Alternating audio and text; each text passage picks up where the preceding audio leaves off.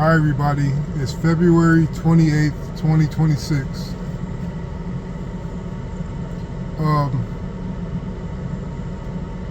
In the past, I used to think about how unfortunate I was.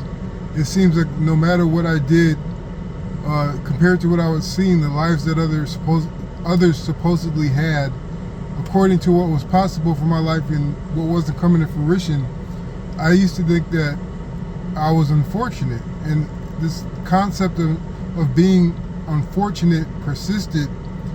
And I wouldn't say it was entirely my fault, because some people say if you focus on negative things, that's what you're going to encourage to keep on recreating itself in your life.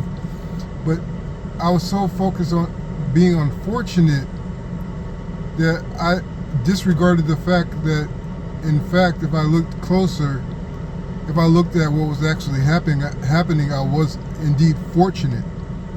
And I wouldn't say it was a trick, a perception that got me out of this funk, realizing that I was actually fortunate. What got me to realizing that I was fortunate was going from inaction, not necessarily to action, but going into just doing things, just like performing, trying, attempting, living out, trying to make my desires come true. So shifting your perspective into the reality of your life and to the potential of your life is not only about focus, it's about doing what you want to do. You have to do. You have to be of action, because inaction is going to breed more thinking. Inaction is going to breed a stagnant viewpoint.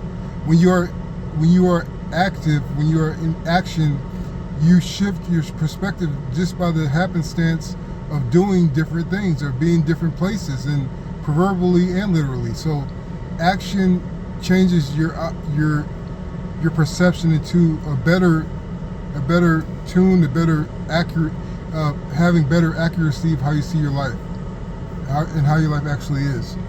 So this gets me to think about repression. When I was younger, I used to get angry, but I couldn't let it out because I was afraid of the retaliation that would come with letting my anger out and letting my disapproval out.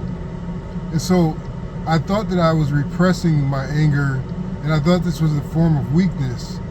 But even so, even if I feared retaliation, repression wasn't necessarily weakness. And it was only looking back that I realized that I was actually kind of strong to not let that repression and what was stagnant inside of me eat away at me. Even though I wanted to speak back and express my anger, I found that I let things go internally. Like after whatever disapproval that I had served its purpose, I let things go. And so I wasn't constantly repressing emotions, repressing thoughts and rebuttals. I was letting things go, and I wasn't aware that I was letting things go because things kept on happening. I kept on getting kind of upset, like normal everyday occurrences. So if you feel like you are repressing things, a good practice is to have understanding enough to let them go, to let them serve their purpose and know what they mean to you, and just let things go.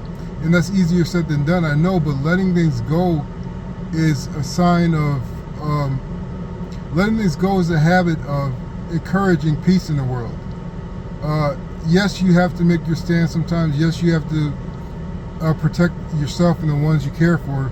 But letting things go is a practice of ascending above the common war ground that we find ourselves in. Another thing I could say about repression is repression in service of keeping relationships healthy is a skill that you have to balance. If you can't say anything that's going to better the situation, if all you have is anger for this person and you're in the relationship with you, whatever relationship that may be, if what you are going to say is a lie, if what you're going to say is based purely on malice, then repressing it is not, you're not repressing it, you are rising above it. So you learn to train yourself to only speak and only express things that are going to move things in a forward progression in a more positive environment. If you lie, if you let lies go into the conversation freely, if you let anger disrupt unprovoked anger or inappropriate anger, if you let that color the relationship frequently, you're going to have a volatile and combative relationship. But if you freely express understanding in your comments, in your actions, then you are going to foster a healthy relationship. If you're not repressing things, if you refrain from telling lies and from yelling and from upsetting the situation any further needlessly. And the last thing I could say about repression is that it's not repression when you are dealing with people that you realize that aren't functioning at a conscious level. Some people do things by instinct. Some people are trained and are socialized to be a certain way that's not very cohesive with your conscious behavior.